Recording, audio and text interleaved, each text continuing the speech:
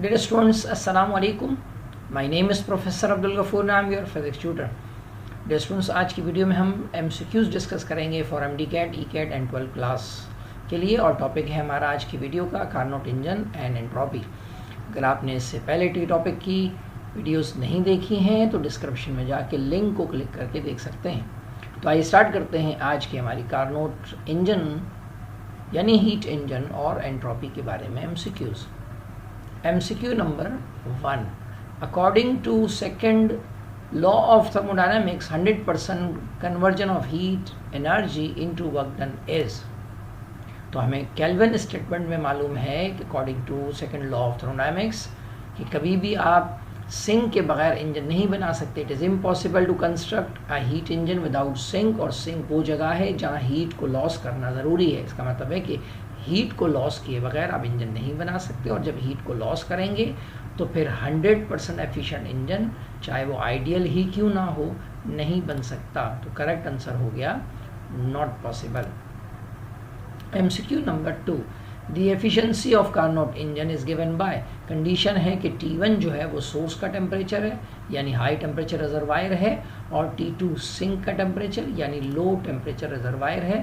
तो ऐसी कंडीशन में एफिशिएंसी के फार्मूले को हमें यहाँ ढूंढना है।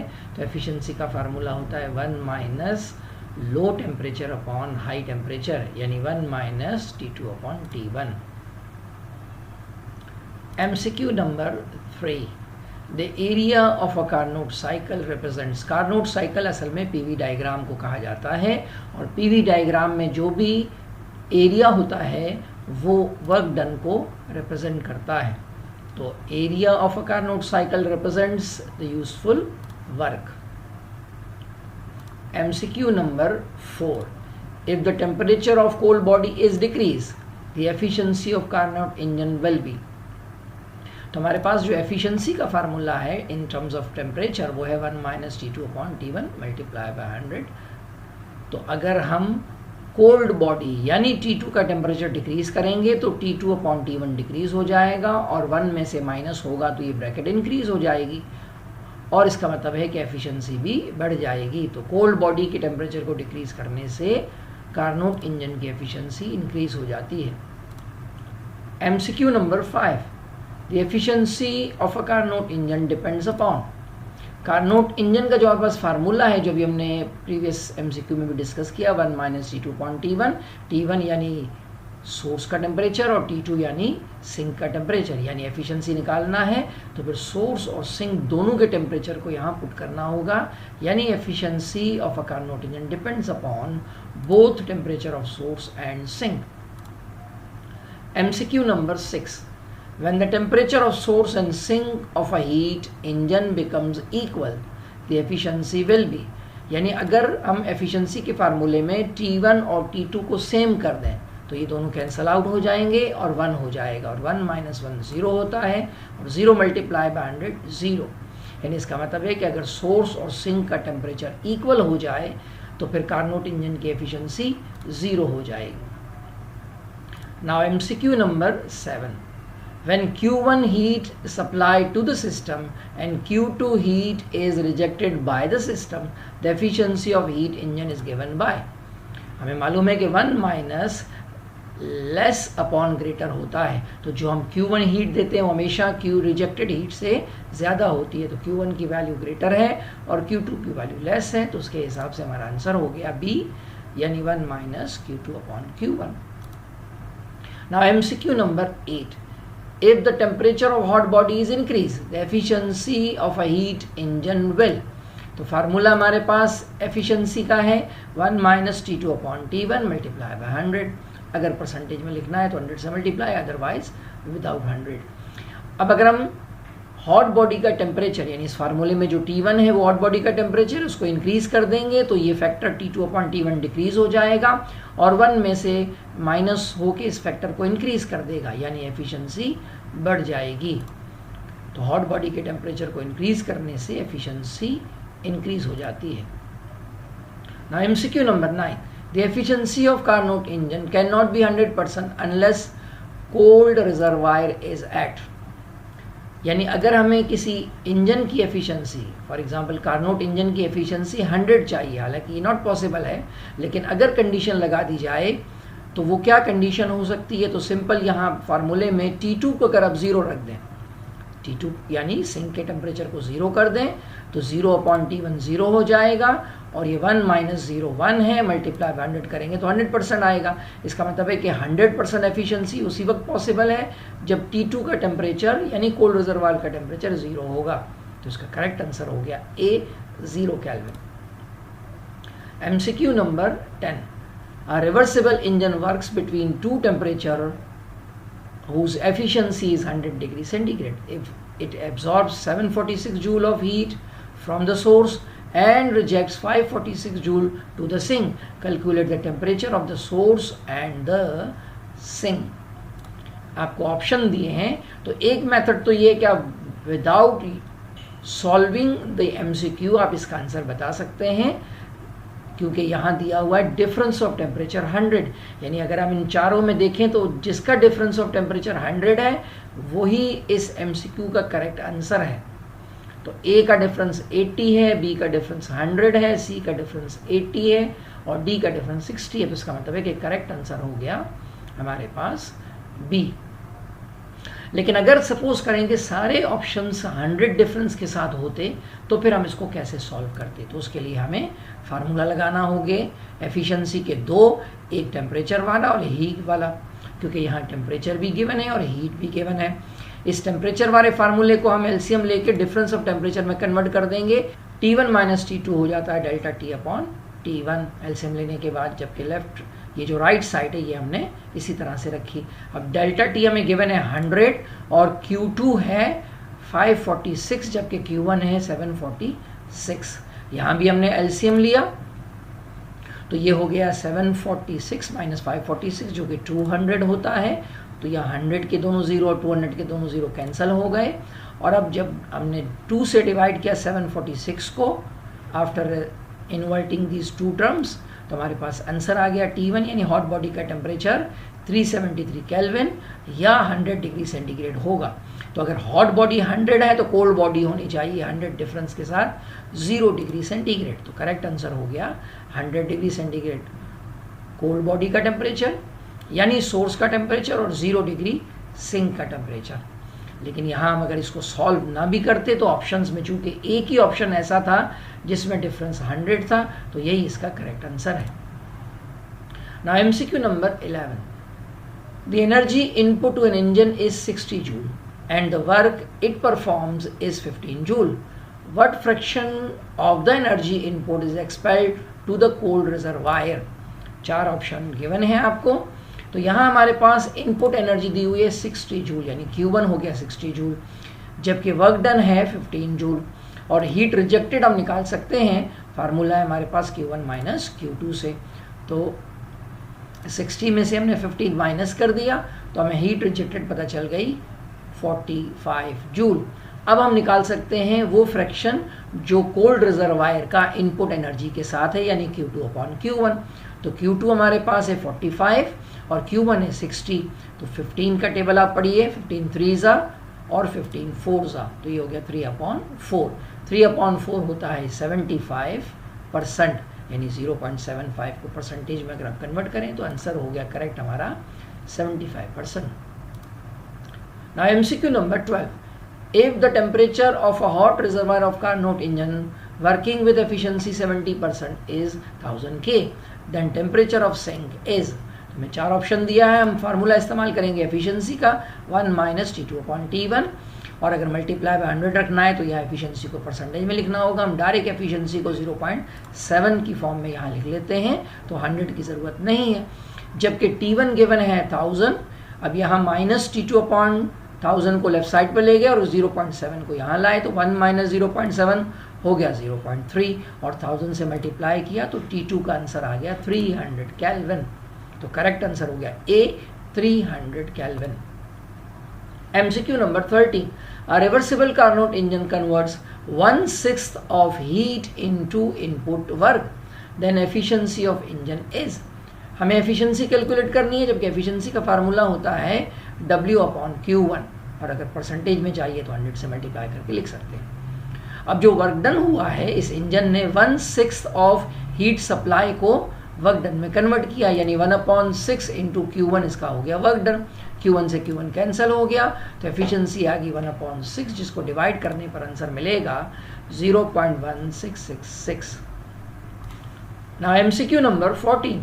The efficiency of Carnot engine can never be 100% because ये MCQ हम इससे पहले भी डिस्कस कर चुके हैं। तो यहाँ 4 ऑप्शन है, इसको देख लेते हैं। We can not achieve the higher temperature, ऐसा पॉसिबल है कि हम बहुत हायर टेम्परेचर अचीव कर सकते हैं, तो ये गलत ऑप्शन हो गया। We do not have an ideal working substance, हमारे पास बहुत अच्छे वर्किंग सब्सटेंस भी मौजूद हैं। जबकि C में है कि there is always energy losses, तो बिल्कुल सही बात है, एनर्जी लॉसेस भी होते हैं। लेकिन अगर डी पार्ट को देखें तो we need cold reservoir absolute 0।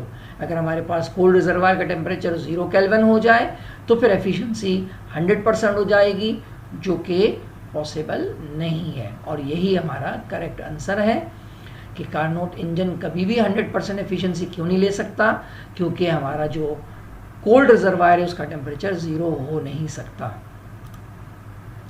इस फार्मूले से भी हम यहाँ अगर देखें तो हम यही आंसर कल रिजल्ट रखेंगे कि T2 अगर 0 हो जाएगा तो ये एफिशिएंसी 100% हो सकती है, जो कि पॉसिबल नहीं है। MCQ number 15. The energy input to an engine is 4.00 times greater than the work it performs. What fraction of energy input is expelled to the cold reservoir? इसको सॉल्व करने के लिए हमें जो फाइनल फ्रैक्शन चाहिए वो है Q2/Q1, जबकि Q2 का फार्मूला है Q1 - W, और जबकि यहाँ Q1 हमें गिवन है 4 टाइम्स ऑफ W, तो मैंने Q1 की जगह 4 टाइम्स ऑफ W रख दिया, तो 4W - 1W 3W हो गया, W से W कैंसिल हो गया, ये हो गया 3/4 जो कि होता है 0.75, जिसको हम 75% भी लिख सकते हैं, जो प्रीवियस MCQ में था। Now MCQ number 16. A refrigerator operates for a certain time and the work done by the electrical energy during this time is 1000 joule. What can be said about the heat delivered to the room containing the refrigerator? तो हमारे पास first law of thermodynamics है delta Q is equal to delta U plus delta W। यहाँ work done कितना हुआ electrical energy की form में 1000। इसका मतलब है कि जो हीट सप्लाई होगी उसमें 1000 के अंदर कुछ डेल्टा U ऐड होगा, तो हमें आंसर हमेशा 1000 से ग्रेटर मिलेगा। जबकि पहले ऑप्शन में आप देखें कि जो हीट डिलीवर्ड है वो लेस देन 1000 है, पॉसिबल नहीं। दूसरा इक्वल टू है, वो भी पॉसिबल नहीं। और तीसरे में लिखा है ग्रेटर देन 1000, तो यहाँ इस फार्मूले के मुताबिक डेल्टा Q यानी heat supplied to the room 1000 से ग्रेटर होगी, यानी उसमें कुछ ना कुछ डेल्टा U की वैल्यू ऐड होगी, तो हमेशा आंसर ग्रेटर आएगा। तो करेक्ट आंसर हो गया C, heat delivered to the room is greater than 1000 joule. Now MCQ number 17. A reversible Carnot engine converts 1/6 of heat into input work. When the temperature of sink is reduced by 62 degree centigrade, then the efficiency is doubled. Then temperature of source and sink is. तो हमें sink और source यानी दो temperature find करने हैं, T1 और T2, जबकि उनका डिफरेंस यहाँ देखें तो 62 है। तो यहाँ जिस ऑप्शन में डिफरेंस 62 है वही इसका करेक्ट आंसर होगा।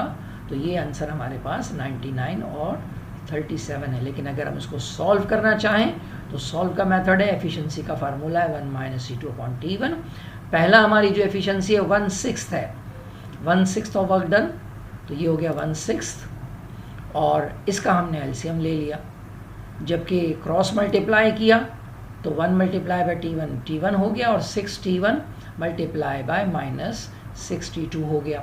T1 यहाँ आके 6T1 में से माइनस होके 5T1 हो गया, और -62 यहाँ आके 62 हो गया। दोनों को हमने 5 से डिवाइड किया तो हमारे पास एक इक्वेशन मिल गई 1.26 को 5 से डिवाइड करने पर आया इज इक्वल टू T1। अब सेकेंड कंडीशन ये है कि अगर इस T2 में यानी सिंक के टेम्परेचर में 62 डिक्रीज कर दें, तो हमने लिखा T1 माइनस इस T2 में से 62 डिक्रीज किया तो जो एफिशिएंसी है वो डबल हो जाएगी जो प्रीवियस थी। तो प्रीवियस एफिशिएंसी हमारे पास है 1/6, अभी इसका डबल हो गया यानी 2 से मल्टीप्लाई हो गया, तो 2 × 1/6 1/3 हो गया, और यहाँ हमने ब्रैकेट ओपन कर दी तो -T2 + 62 हो गया। अब क्रॉस मल्टीप्लाई किया तो T1 is equal to 3T1 - 3T2 plus 3 multiply by 62 होता है 186। अब यहाँ हमने इसको अरेंज कर लिया, यानी ये जो 3T2 है इसको हम लेफ्ट साइड पर ले आए और यहाँ T1 को यहाँ 3T1 में से माइनस कर दिया, तो 3T1 minus 1T1 is equal to 2T1 हो गया। अब यहाँ T1 की जो वैल्यू है 1.2 T2 वहाँ हमने T1 की जगह पे रख दिया, तो यहाँ 2 मल्टीप्लाई बाय 1 2 हो गया 2.4 T2 और 2.4 T2 को जब 3 से माइनस करेंगे तो ये हो जाएगा 0.6 और dividing by 0.6 on both side, तो यहाँ 6 के टेबल से भी हम इसको कैंसिल कर सकते हैं, 6 1 और 6 3 और 6 1, तो 31/0.1 हो गया after cancelling by 0.6। Now 31 divided by 0.1 310 kelvin हो गया, जो कि 37 डिग्री सेंटीग्रेड होता है। तो एक टेम्परेचर हो गया 37 और दूसरा होगा इससे 62 ग्रेटर, क्योंकि T2 लो टेम्परेचर है और 62 ऐड करेंगे तो हाई टेम्परेचर आ जाएगा।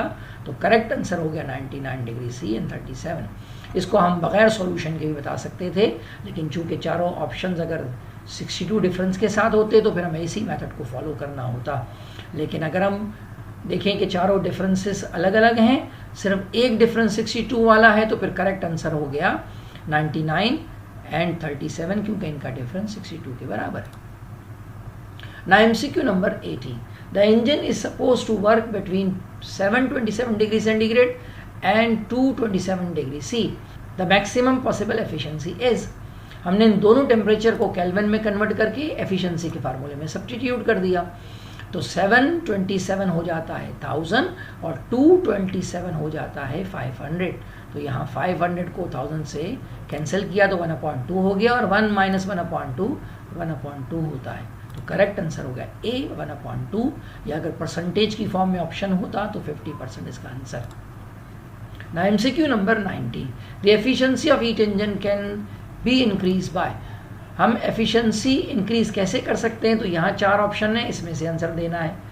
Decreasing the temperature of high temperature reservoir, तो ये तो डिक्रीज हो जाएगी, अगर हाई टेम्परेचर को डिक्रीज करेंगे तो एफिशिएंसी डिक्रीज हो जाएगी, जबकि हमें यहाँ एफिशिएंसी को इंक्रीज करना है।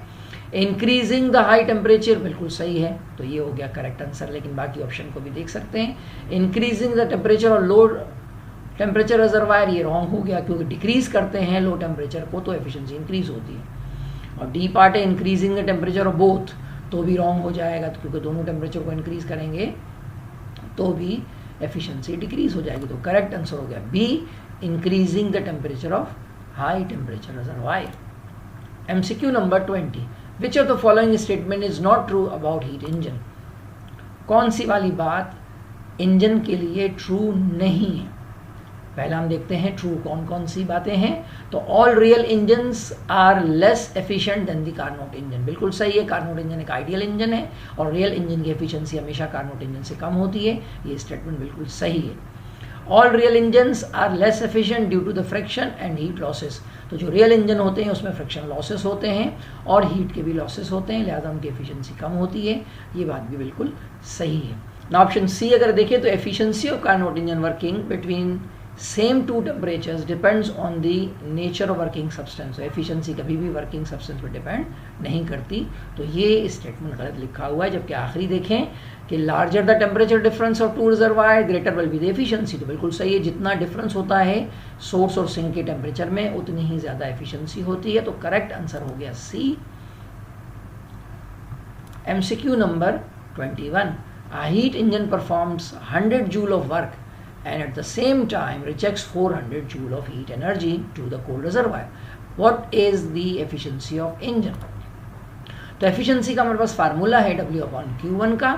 या हमारे पास वर्क डन गिवन है 100 जूल, यहाँ देखिए वर्क डन दिया हुआ है 100 जूल, जबकि रिजेक्टेड हीट Q2 दी हुई है।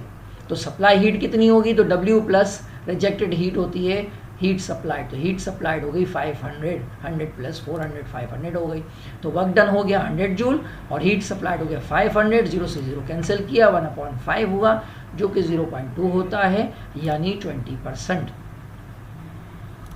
MCQ number 22, if the temperature of source and sink of a Carnot engine having efficiency eta are each decreased by 100 Kelvin, then the efficiency is। यानी अगर हम दोनों टेम्परेचर को 100 के डिक्रीज करें तो एफिशिएंसी पे क्या इफेक्ट आएगा। तो आइए इस टेम्परेचर फार्मूले से कर लेते हैं हम सॉल्व के इस पर क्या इफेक्ट आएगा। तो पहले हम कुछ डमी वैल्यूज ले लेते हैं T1 और T2 की। तो लेट्स सपोज हमारा T1 400 है और T2 200 है। तो यहाँ से अगर हम एफिशिएंसी निकालेंगे तो 50% यानी 1/2 आया। अब अगर हम 100 केल्विन दोनों को डिक्रीज कर दें, 200 को 100 केल्विन डिक्रीज करेंगे तो 100 हो जाएगा और 400 को 100 केल्विन डिक्रीज करेंगे तो 300 हो जाएगा। तो ये हो गया 0 से 0 कैंसिल और 1 में से 1/3 माइनस किया तो आंसर आएगा 2/3। तो 1/2 0.5 होता है और 2/3 0.6 होता है। इसका मतलब है कि अगर हम दोनों टेम्परेचर T1 और T2 को सोर्स और सिंक को डिक्रीज करेंगे 100 केल्विन या कोई भी वैल्यू से तो एफिशिएंसी इंक्रीज हो जाएगी। तो करेक्ट आंसर हो गया इंक्रीजेस। MCQ number 23। अब ये MCQ हमारे एंट्रोपी के आएंगे। तो जो सिंपल से MCQ हैं तो entropy has been called degree of disorder. क्यों एंट्रोपी को हम डिग्री ऑफ डिसऑर्डर कहते हैं? क्योंकि हमेशा एंट्रोपी यूनिवर्स की बढ़ती रहती है। तो entropy of the universe always increases, इसलिए इसको हम डिसऑर्डर कह रहे हैं। The net change in entropy of a system in natural process is, हमेशा नेचुरल प्रोसेस की जो एंट्रोपी होती है वो इंक्रीज होती है यानी वो पॉजिटिव वैल्यू की होगी। The change in disorder of the system is equal to, यानी एंट्रोपी का फार्मूला, क्योंकि चेंज इन डिसऑर्डर ही दरअसल एंट्रोपी के चेंज का फार्मूला है जो कि होता है delta S is equal to delta Q upon T। तो करेक्ट आंसर हो गया B। Now MCQ number 26। Entropy is the measure of, entropy कहते हैं हम डिसऑर्डर को किसी भी सिस्टम की। तो करेक्ट आंसर हो गया disorder of system. Now MCQ number 27। Entropy is called time arrow because the entropy of the universe, time arrows को इसलिए कहते हैं कि इस एंट्रोपी यूनिवर्स की हमेशा बढ़ती रहती है। तो करेक्ट आंसर हो गया ऑलवेज इंक्रीज। तो डियर स्टूडेंट्स ये थे हमारे MCQ कार्नोट इंजन और एंट्रोपी के बारे में। नेक्स्ट फिर मुलाकात होगी नेक्स्ट चैप्टर में। अब हमारे इलेक्ट्रिसिटी के MCQ स्टार्ट हो जाएंगे। तो मिलते हैं अगली वीडियो में। अल्लाह हाफिज़।